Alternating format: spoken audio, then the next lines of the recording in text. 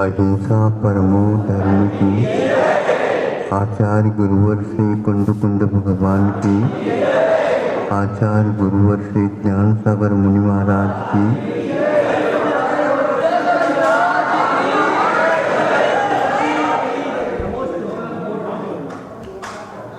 आज अक्षय तृतीया है। युग के आदि में विश्वनाथ हुए। प्रथम तीर्थंकर माने जाते हैं। उनकी महिमा ही अपरंपार है। उनके बाद 23 और तीर्थंकर हुए, किंतु उसके बाद यह तीर्थंकरों की श्रृंखला टूट सी गई। आप लोगों के सामने है। अब यह ओम महापद यहाँ पर भारत में ही होंगे। अभी बहुत दूर है। आप लोगों को अभी और चलना है और अपने जीवन को सार्थक बनाना है। उन्हीं महापुरुषों को याद करते हुए, जब तक उनका छद्मस्त काल था तब तक तपस्या की, किंतु उस तपस्या में भी उन्हें कितने उपसर्गों को भी झेलना पड़ा। उसमें 1 वर्ष तक उनका आहार नहीं हुआ।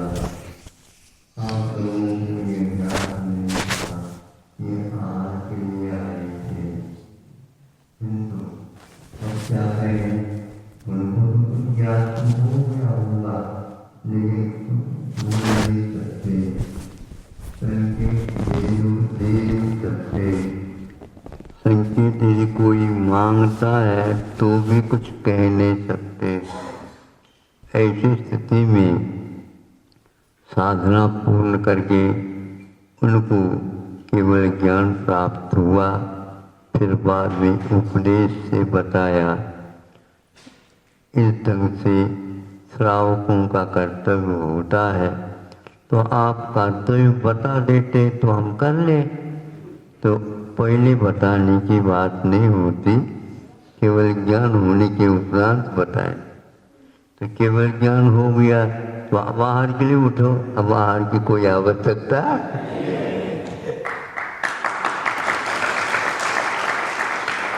तो अब हम आपके लिए आहार कब देंगे? छद्मस्त अवस्था में यह आहार होता है और वह साधना के अपेक्षा से होता है। और आप लोगों का कर्तव्य है कि नवदा भक्ति करें। तो नवदा क्यों, हम 10 भक्ति भी कर सकते, लेकिन बताए तो कोई। तो वह धर्मोपदेश में तो आता है, लेकिन धर्मोपदेश केवल ज्ञान के बिना हम दे नहीं सकते थे। इसलिए सब कुछ जानते थे वो, लेकिन धर्मोपदेश केवल ज्ञान से पूर्व में तीर्थंकर नहीं दे सकते। ऐसा क्योंकि जो स्वयं जब तक अनुभूत न करे, पूरा जब तक ज्ञान न हो, तो हम क्या कर सकते? क्योंकि छद्मस्त अवस्था में कुछ भी गलतियां हो सकती हैं। इसी का नाम छद्मस्त है। इसलिए सर्वज्ञ दशा में कोई गलती नहीं होती। सत्य वचन योग और अनुभय वचन योग, सत्य मनोयोग, अनुभय मनोयोग, इस प्रकार तो योग चलते हैं। लेकिन छद्मस्त अवस्था में चारों योग चलते, सत्य भी है, असत्य भी है, उभय भी और अनुभय भी, इस प्रकार चलता है। इसलिए वे बोलते नहीं। ऐसे आगम से हमें ज्ञात होता है। बड़ी जिम्मेदारी के साथ मोक्ष मार्ग का साधन करते हुए फिर बाद में वे युग को धर्मोपदेश दिया है। आज तक वह चलता आ रहा है और 23 तीर्थंकर हुए हैं। अंतिम तीर्थंकर महावीर भगवान हुए हैं। और यहाँ पर आप लोगों ने दिव्यम्ब स्थापना की है। महावीर भगवान से पूर्व में पार्श्वनाथ भगवान भी हुए। वो पार्श्वनाथ भगवान यहाँ पर तीर्थोदय में विराजमान है। बहुत प्रकार के तीर्थंकर पार्श्वनाथ भगवान जब तक छद्मस्त अवस्था में रहे उनके ऊपर भी भरपूर उपसर्ग हुए। उनको सहन करने की क्षमता थी, उन्होंने सहन कर लिया और देव लोग भी आकर के उनके उपसर्ग को दूर कर लिया।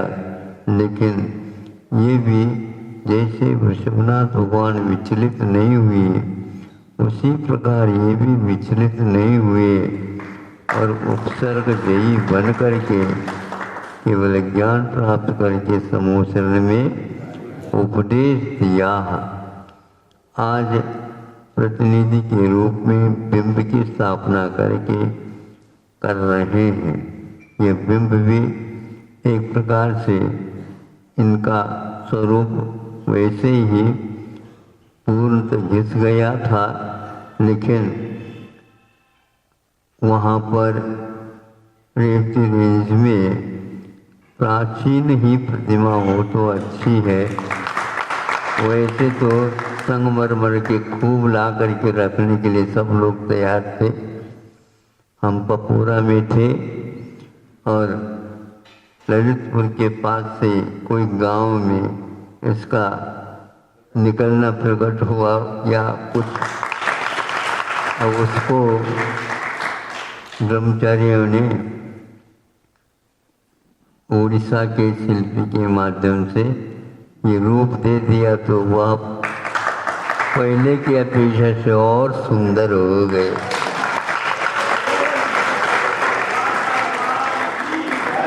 पार्श्वनाथ भगवान की भक्ति करो।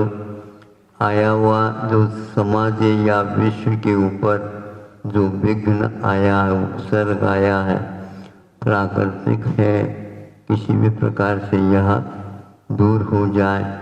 अभी आप शांति पाठ पढ़ रहे थे, उसमें औषधियों के बारे में भी प्रकरण आया, तो उसमें लिखा था नमो तमोसीना, सभी प्रकार के औषधि जिनको प्राप्त हो गए। सभी प्रकार का मतलब उनके शरीर से जो कुछ भी तत्व निकलता वो सारा सारा औषधि के रूप में परिवर्तित हो गया। ऐसे ऐसे जल्लो सह्यानम, खेलो सह्यानम, विपो सह्यानम, तो इस प्रकार औषधियों के बारे में यह आज औषधियों की बड़ी आवश्यकता है, लेकिन अहिंसक औषधियों की आवश्यकता है।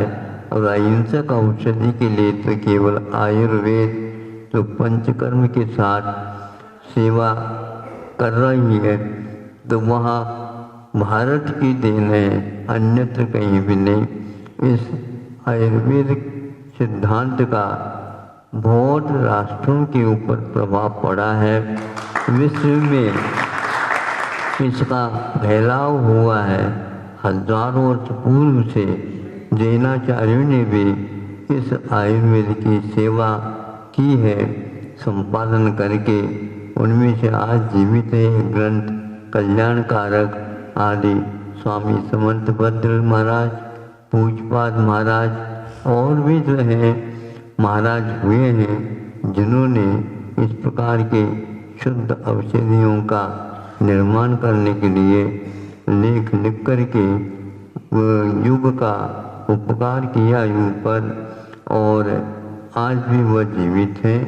आप लोगों का कर्तव्य होता है तो वर्तमान में 100-200 वर्ष की भी इतिहास नहीं, और उसके बहुत सारे विपरीत परिणाम भी निकल रहे हैं शरीर के ऊपर। औषध लेने के उपरांत, शल्य चिकित्सा करने के उपरांत, क्योंकि अब इतना प्राचीन नहीं है, किंतु आयुर्वेद में ये सारी विधाओं के साथ चिकित्सा की पद्धति बताई गई है और आज भी उसका परिणाम बहुत 100% निकल रहा है। आप लोगों का कर्तव्य है इसी प्रकार जिस प्रकार आहार दान होता है उसी प्रकार औषध दान का भी ध्यान रखना चाहिए और ज्ञान दान का भी रखना चाहिए। औषध के साथ साथ ज्ञान भी होना आवश्यक है।